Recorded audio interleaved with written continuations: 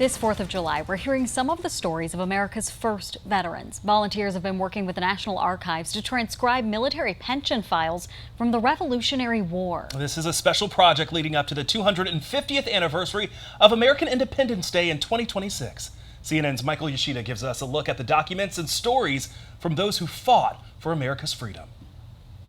These markings here on the left show the states that the soldiers served from, both Massachusetts and New Hampshire. Telling the stories of America's first veterans. So this is an original Revolutionary War pension file. The National Archives on a mission to preserve details and memories of Revolutionary War soldiers. The grueling stories of a battle, of their life after the war, of their family, the famous generals they might have seen. That's always fun when they talk about George Washington marching by, or that they marched with George Washington. This special project started last year with the hope of finishing in 2026 for the 250th anniversary of America's independence. Volunteers from across the country and world going page by page, line by line. Every word that's transcribed becomes searchable in the National Archives catalog.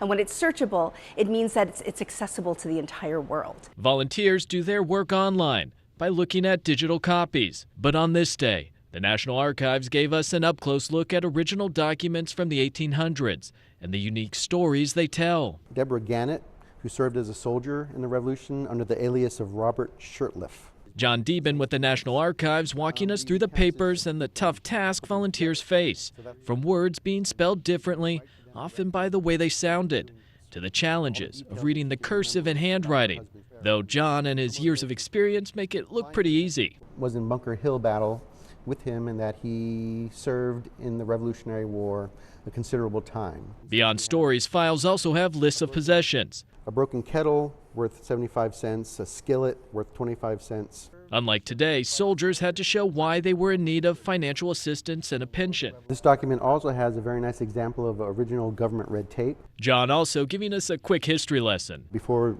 staplers and paper clips, they often took official documents and bound them together with red ribbon, to put them together.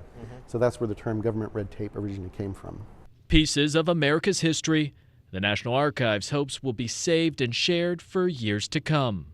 In Washington, I'm Michael Yoshida reporting. Stories from the files will be shared with the National Park Service, and park rangers will be able to share that information during tours of battlefields and other historic landmarks. The project is free to take part in. You can head to the National Archives website to learn how to join and get started.